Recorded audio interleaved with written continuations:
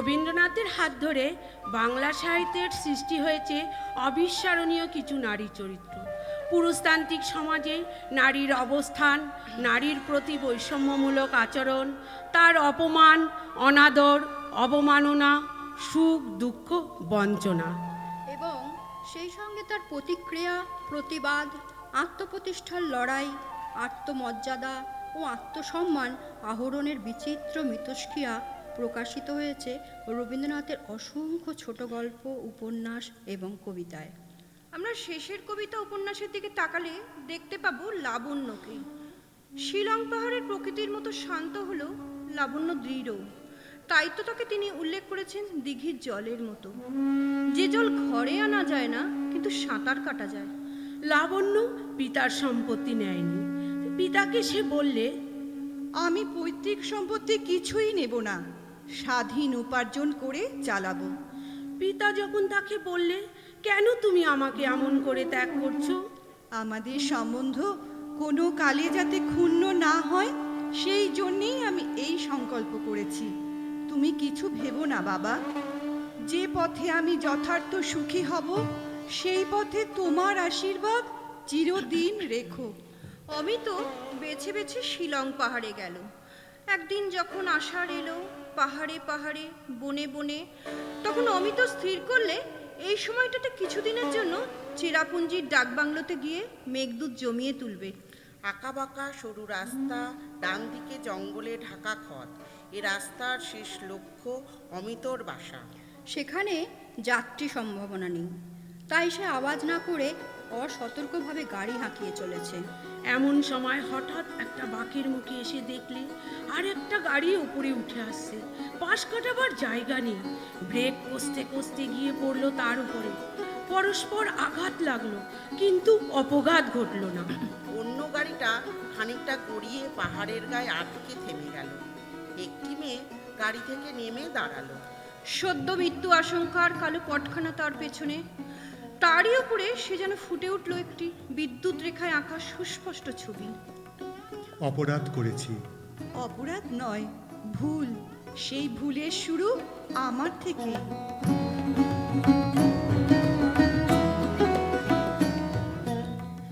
পথে বেঁধে দিল বন্ধনহীন গ্রন্থি, আমরা দুজন চলতি হওয়ার পন্থী। রঙিন নিমেষে ধুলার দুলাল, পরাণে ছড়ায়ে আবির গুলাল। ওড়না ওড়ায় বর্ষার মেঘে দিগঙ্গনার নৃত্য। হঠাৎ আলোর ঝলকানি লেগে ঝলমল করে চিত্ত। তোমার কথা শুনে আমার ভয় হয় মিতা। ভয় কিসের? তুমি আমার কাছে কি যে চাও আর আমি তোমাকে কতটুকুই বা দিতে পারি ভেবে পাইনি। মিতা, তোমার রুচি, তোমার বুদ্ধি আমার অনেক উপরে। তোমার সঙ্গে একত্রে পথ চলতে গিয়ে একদিন তোমার থেকে বহু দূরে পিছিয়ে পড়ব। তখন আর তুমি আমাকে ফিরে রাখবে না। সেদিন আমি তোমাকে একটুও দোষ দেব না। মিনতি করে বলছি, আমাকে বিয়ে করতে চেও না। তোমার কাছ থেকে আমি যা পেয়েছি সে আমার পক্ষে যথেষ্ট, জীবনের শেষ পর্যন্ত চলবে। তুমি কিন্তু নিজেকে ভুলিও না।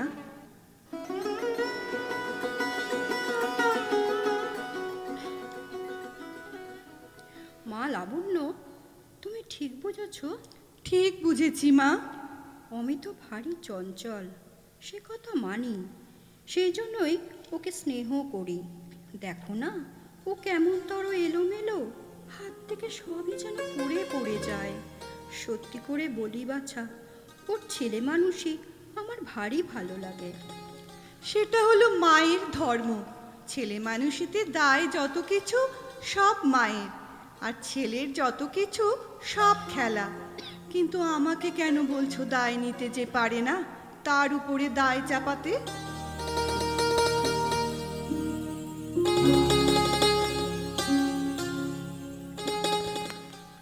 বন্যা, আজ তোমার শেষ কথাটি একটি কবিতায় বলো, তাহলে সেটা মনে করে নিয়ে যাওয়া সহজ হবে। লাবণ্য একটুখানি ভেবে আবৃত্তি করলে।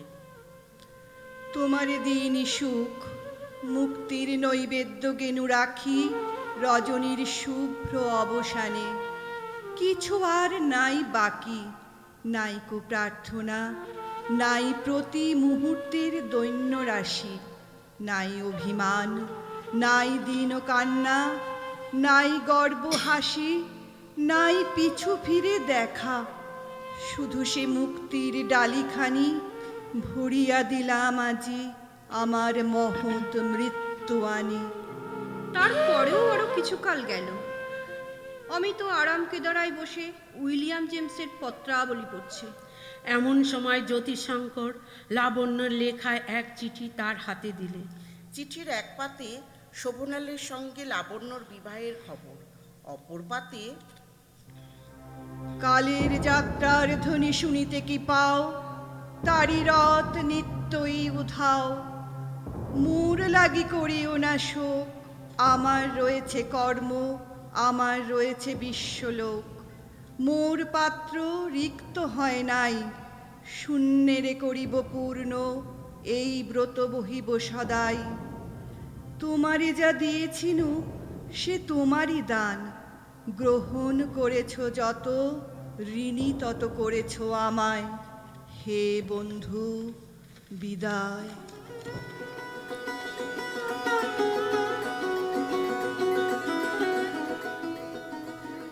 এবার তাকানো যাক স্ত্রীর পত্র গল্পের অবিস্মরণীয় চরিত্র মৃণালের দিকে। স্ত্রীর পত্র কাহিনী সামান্যই। মা বাপ মরা অনাথ বিন্দুকে তার দিদির শ্বশুরবাড়ি থেকে কিভাবে এক উন্মাদ পাত্রের সাথে বিবাহ দিয়ে আত্মহত্যার দিকে ঠেলে দেওয়া হলো।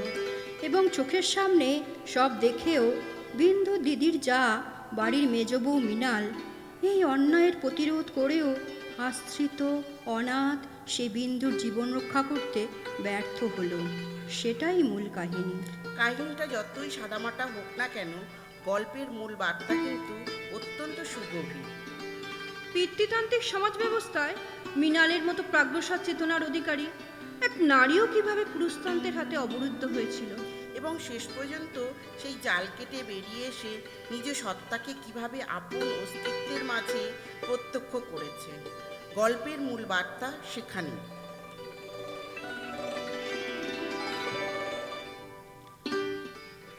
শ্রীচরণ কমলেশু, 15 বছর হলো আমাদের বিয়ে হয়েছে।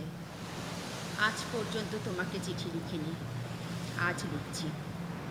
এ তোমাদের মেজ বউয়ের চিঠি না।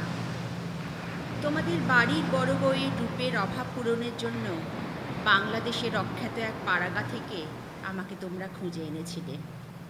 আমার যে রূপ আছে সে কথা ভুলতে তোমাদের বেশি দিন লাগেনি, কিন্তু আমার যে বুদ্ধি আছে সেটা তোমাদের পদে পদে স্মরণ করতে হয়েছে।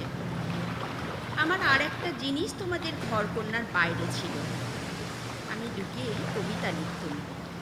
কবিতা ছাইপাশ যাই হোক না কেন, সেখানেই ছিল আমার মুক্তি। সেইখানে আমি আমি আমি যে কবি সেই 15 বছরেও তোমাদের কাছে ধরা পড়েনি। আমার সন্তান জন্মাবার আগেই মারা গেল। আমি মা হবার দুঃখটুকু পেলুম, কিন্তু মা হবার মুক্তিটুকু পেলুম না। আতুর ঘরে মরণ শিয়র এসে দাঁড়িয়েছিল। তখন যদি জম আমাকে টান দিত, আজ এই চিঠি লিখতে হতো না।